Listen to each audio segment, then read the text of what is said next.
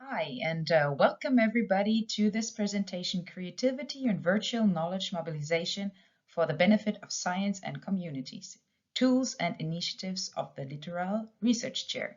My name is Rebecca Hennigs. I'm the Knowledge Mobilization Coordinator at the Littoral Research Chair in Ecosystem Approaches to Health, and I'd like to start with a quick land acknowledgement to thank and honor the communities, the Innu, the Atikamekw, the Huron-Wendat, and the Abenaki nations who welcome us here actually on the territory of Quebec City, which is now shared with all of us. So this is where I'm giving my presentation from, even though we're all in different corners of the world right now.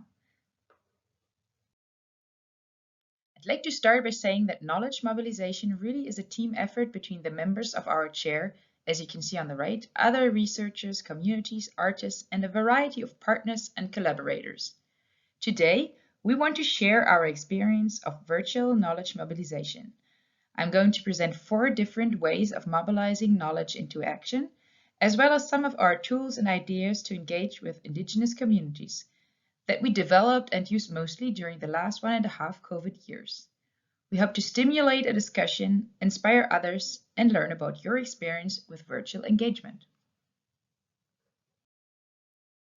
While our projects at the chair aim to better understand environmental changes on health, such as contaminants, contaminant-nutrient interactions, or climatic impacts on food systems, one objective of the chair is also to mobilize scientific research into action by building capacity, internally and externally, by co-creating and discussing findings with partners, by introducing results to expert committees and public health policies, and by developing mobilization and outreach tools, which is the one that I'm going to focus most of this presentation on. For successful research and knowledge mobilization, we believe that it's first of all crucial to build the internal capacity of our team, such as by participating in relevant workshops and trainings, or by organizing our own. For example, this spring, many team members took the path a 3-day Indigenous engagement workshop, and this fall some participated in an intensive, serious first aid training for remote regions. We also regularly organize conferences, workshops, or just phone calls with representatives from Indigenous organizations to talk about ways to make research more accessible, better understand local government structures and priorities, and how to best share information. Of course, the pandemic had a huge impact on our abilities to engage and continue business as usual, so we took some time to brainstorm collectively with the team about best practices to continue research and knowledge mobilization. Our goal is to be allies with northern communities and work together as partners. Mobilizing knowledge into action at our chair also implies co-developing, integrating, sharing, and discussing research findings and preventive actions in a transparent and accessible way with decision makers, key stakeholders, and communities in northern regions, especially with young people, and in collaboration with local and regional partners. Even though the internet connection can be a challenge in some places, we found ways to keep in touch with our partners, for example by going back to the basics, phone calls and letters. Moreover, we try very hard to make our research results useful and translate them into action by providing scientific results to expert committees and also helping to integrate them into public health policies. This is my favorite part of this presentation, where I'm going to present you a variety of the tools that we co-developed either ourselves or in collaboration with different artists, and also talk about some communication and mobilization activities that we launched during the pandemic to mobilize knowledge into action and make our research more transparent, accessible, and meaningful. So the first tool that I want to talk about is a video that we made at the initial stages of a project on silinoneine. So we prepared this short video to present the project and actually kick off the dialogue with the community of Roktak, as we couldn't travel there ourselves due to COVID-19 restrictions. It really helped us to get in touch with people in the community, and it laid the foundation to work and develop the project together and hire people.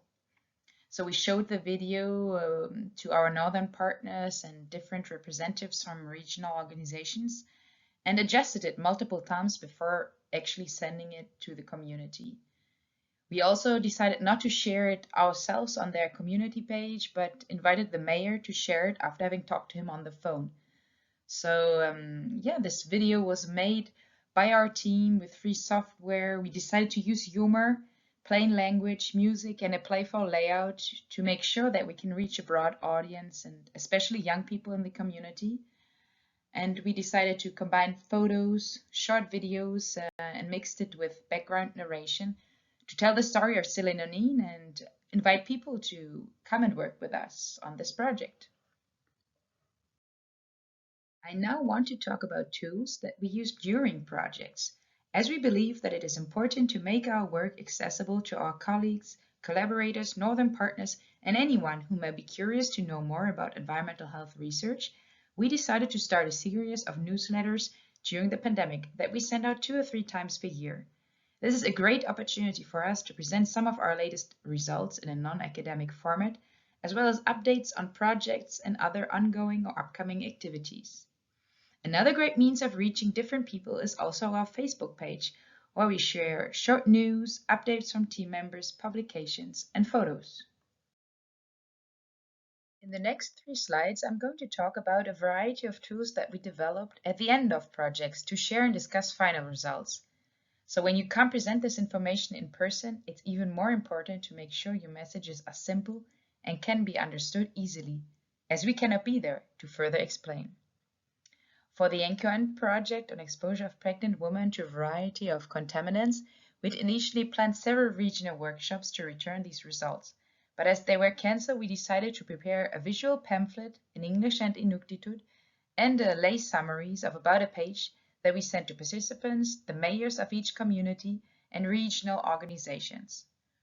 All of these tools underwent multiple rounds of consultations and screening by regional health organizations and committees, so it's important to calculate some time, even a lot of time. We also gave interviews, for example, for CBC's Quirks and Quarks, together with the Inuit Research Advisor, that we shared through our Facebook page.